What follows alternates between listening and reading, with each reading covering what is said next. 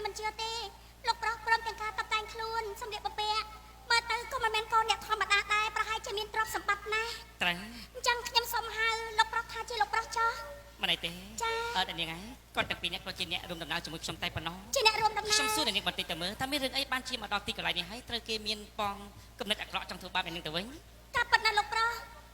ខ្ញុំមិនមែនជាអ្នកនៅទីនេះទេមិនជាអ្នកនៅទីនេះទេខ្ញុំជាអ្នកមកពីឆ្ងាយគ្រាន់តែលោកប្រុសសួរនឹងធ្វើឲ្យខ្ញុំនឹងក្តៅហ្មងលោកប្រុសមានរឿងអីមែនទេការប៉ັດម៉ែខ្ញុំនឹងជំពាក់ប្រាក់លោកសេដ្ឋីហើយលោកសេដ្ឋីនឹងគាត់ទៅទាបប្រាក់ខ្ញុំអត់មានគាត់ចោលខ្ញុំនឹងមកធ្វើការជំនួសឲ្យសងប្រាក់អូមានរឿងបែបនេះផងហើយលោកប្រុសប្រហែលជាអ្នកមកពីឆ្ងាយលោកប្រុសអត់ស្គាល់ទេខ្ញុំប្រាប់លោកប្រុសទៅចុះនៅម្ដុំយើងនេះស្រុកឃុំយើងនេះអ្នកណាក៏ស្គាល់ដែរលោកសេដ្ឋីម្នាក់នឹងគឺលោកសេដ្ឋីនឹងឈ្មោះថាលោកសេដ្ឋីឧត្តមភក្តីប៉ុន្តែខ្ញុំមិនដែលហៅឧត្តមភក្តីទេលោកប្រុសជិះនេះហៅចាំម៉េចខ្ញុំហៅថាអាក្តីអាលាយចុលជិះដល់5អាបធរនេះសោកអាផ្ទះបាញ់អូគ្រួសារវានឹងខ្ញុំអត់ធុកពួងសួងសុំឲ្យអាលាយដូចបិលមិនកូននេះខឹងដល់ស្នាក់ហ្នឹងអូលោកប្រុសហើយខ្ញុំប្រាប់លោកប្រុសតោះចោះសេដ្ឋីនឹងមានតែសារតែជក់ឈាមអ្នកក្រទេមិនមែនមានតែសារប្រឹងរកស៊ីទេណែគេចម្ពាក់1000ទាដល់100000ខ្ញុំប្រាប់ជក់ឈាមចឹងផងណាលោកប្រុសហើយលោកប្រុសប្រហែលជាមកពីឆ្ងាយបាទទៅឲ្យខ្ញុំនឹងណែខ្ញុំនឹងមកឈឺចាប់ព្រោះតែលោកប្រុសនឹងអត់ដឹងហើយខ្ញុំមកនឹងមិនមែនតែមកខ្លួនឯងទេណាលោកប្រុសប្រាប់ខ្ញុំនឹងឲ្យមកយកកូនអីកូនស្អីឈ្មោះអីអូអាមករានឹងកូនអាក្តីខ្ញុំប្រាប់ណាលោកប្រុសខ្ញុំគិតទៅប្រហែលជាអាមករានឹងឈួតបើវាមិនឈួតទេវាស្គាល់ផ្លូវទៅផ្ទះបើចាំមានអ្នកយកទៅផ្ទះទៀតមនុស្សអាយុប៉ុណ្ណឹងឯងគួរស្គាល់ផ្ទះណាលោកប្រុសមិនគួរណាមានអ្នកបម្រើអីចាំហែហោមអីធ្វើអីនឹងដូចកូនស្ដាច់អីឲ្យគេនឹងជូនទៅផ្ទះអត់ស្គាល់ផ្ទះអាមករាអូលោកប្រុសហើយខ្ញុំបន់ឲ្យតាកូនអាក្តីអាមករានឹងមកទេមកដល់ផ្ទះជុំគ្នាមានម៉ែមានឪមានកូននឹងខ្ញុំដាក់ថ្នាំក្រុលឲ្យងាត់មកពូជហ្មងអូកំហឹងនាងដល់ស្នាក់ហ្នឹងផងទៅរួមមកធ្ងន់ផែនដីណាលោកប្រុសអាមនុស្សចិត្តអាក្រក់អាមនុស្សឈាមខ្មៅហ្នឹងបានថាតកូននេះអាក្រក់ណាស់ហ្នឹងអូលោកប្រុសមកពីឆ្ងាយអត់ដែលស្គាល់ទេបើលោកប្រុសស្គាល់លោកប្រុសស្អប់ជាងខ្ញុំទៅទៀតខ្ញុំធ្វើការរាល់ថ្ងៃបន់អត់តែលួសប្រាក់ឲ្យអានខ្ញុំត្រឡប់ទៅវិញមុននឹងទៅហ្នឹងពលមកពូជខ្ញុំឲ្យងាប់សិនចាំទៅអញ្ចឹងនេះឈ្មោះអីខ្ញុំឈ្មោះនិមលអូឈ្មោះនិមលហ៎ចាលោកប្រុសអីពីរួនណាចំណែកខ្ញុំហ៎ចាខ្ញុំឈ្មោះថាមករាលោកប្រុសឈ្មោះមករាបាទលោកប្រុសមកពីណាខ្ញុំមកពីសិក្សាមកពីសិក្សាត្រូវហើយមករាមកពីសិក្សា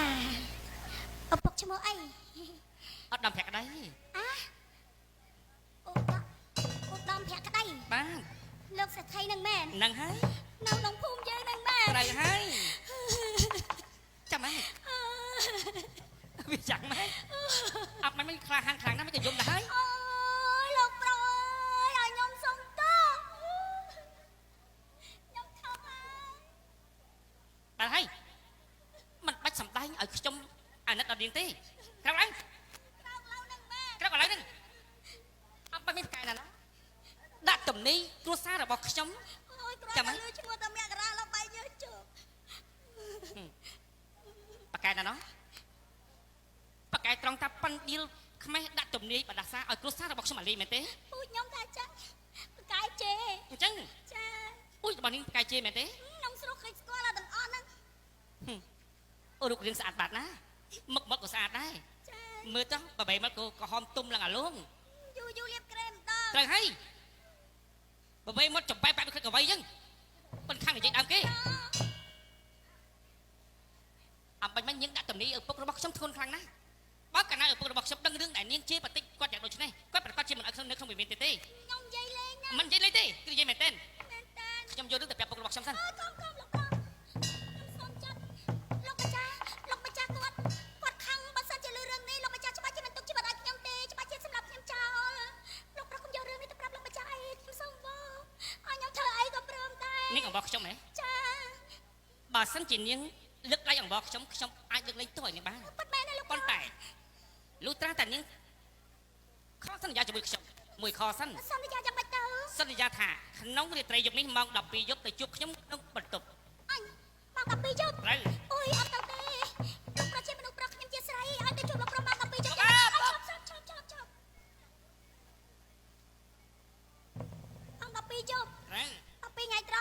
ត់ទេគឺយក ឥឡូវទៅពីនេះ អត់ទៅតែម្នាក់ឯង អ្នកឯងទៀត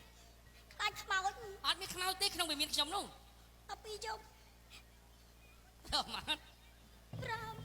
ប្រដហើយហ៎ ចា កុំភុតកុហកខ្ញុំណា អត់ក៏ហត់ទេ ខ្ញុំមិនដឹងចាំ ចាំ ហើយកុំភ្លេចណា ចា ទៅតែម្នាក់ឯងទៅណា អ្នកឯង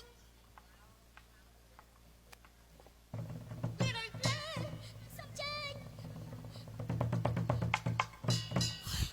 លោកឯងលោកអញថាអាក្រក់ឲ្យពូជនឹងអត់មានណាល្អទាំងឪទាំងកូនឈាមអាក្រក់ឈាមខ្មៅដូចគ្នានិមលបងកាពីយប់